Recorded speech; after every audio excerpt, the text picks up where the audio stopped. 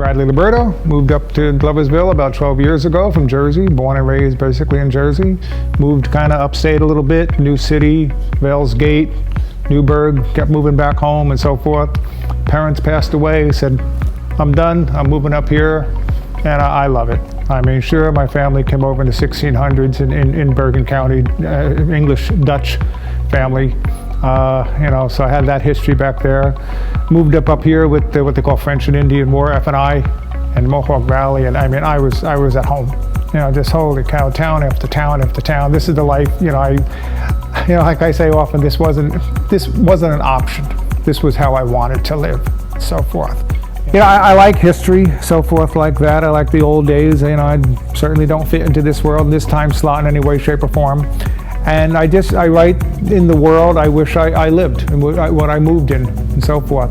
That's what these stories are. People ask me, are they true? Are they this and that? It seems so real. No, it's all made up. A few may be based on a few true facts and so forth, but other than that, it's just my imagination, how I wish I could have lived.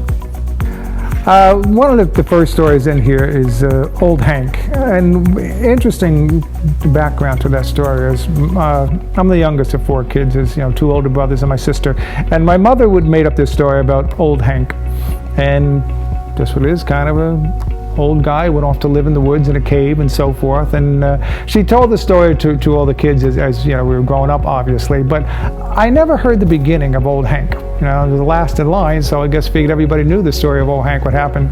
And so I sat down one night and I said, I'm going to write the beginning of Old Hank, what happened to him. So that's what I did, and I started out, and I like Little Town of Speculator very much. And I said, I'm going to, and I try to set my stories in the areas I like. So I said, I'm going to set that he lived in Speculator and so forth up there with French Louis and so forth. And so I started that, and it just grew from that. And I had him, his father worked for the mills and so forth, and basically a farmer in a way as they lived. And he went off to World War I. His parents died when he was in World War I and so forth, and he came home, kind of dejected of life, not knowing where to go and so forth. He was single, and so I was like that. His sister left, so he was the only one there, and he just didn't want to stay in the house any longer and so forth. So being kind of that recluse, he went off to live in a cave, and that's the story of Old Hank. And he goes down to Speculator every once in a while to buy his goods and so forth like that, and he buys a pad and he takes it back to him, and he's sitting in his cave and he writes across, he writes Hank, and he writes Old Hank, and that's how the stories started. Great. I think we should have a dozen of these shops in town. It's the way to go. Plain and simple. You have one store, clothing or dishes or whatever and so forth like that. The store's just not going to make it on that one item and so forth. Something like this too, where you bring the community together and so forth with what they make, what they specialize in, whether it's writing or a craft item or food or clothing and things like that, and novelties. I just think it's great.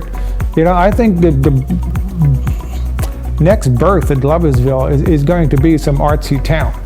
I think that's the only way. I look at Sugarloaf downstate and things like that, or Cold Springs across the river down on, or downstate also. And that's what these towns thrive on. The artsy community where people are attracted to it and so forth. So I think it's a great way. I mean, I'd love to see some of these old factories just turn into, either antique shops or something like that. Just fill them up and use them.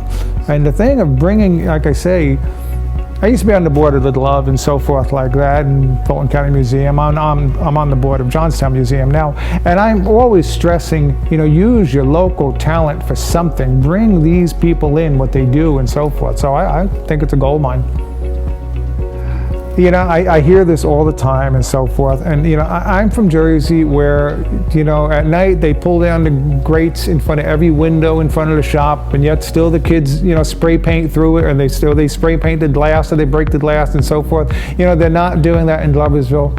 I don't know if they ever will get to that point with crime and such, but I mean, it's I don't know. I think it's so much fear. I even tell, and I shouldn't say it like this, but I say it to so many people that knock Gloversville. I said, and where have you lived?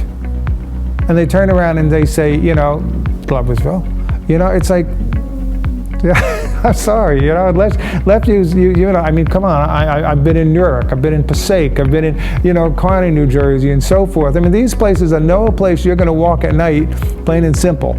And yeah, I mean, every store down there, the girders come down over the windows at night. I don't know what people would do here if they saw, you know, the stores being in lockdown like that. I think it would scare the daylights out of some people, think what's going on, but that was so normal to me. You know, especially once in the 70s in Jersey, you know, all these towns got like that. So yeah, I mean, come, open a store, do something, you know, it's like, you know, don't be afraid of the stories you hear.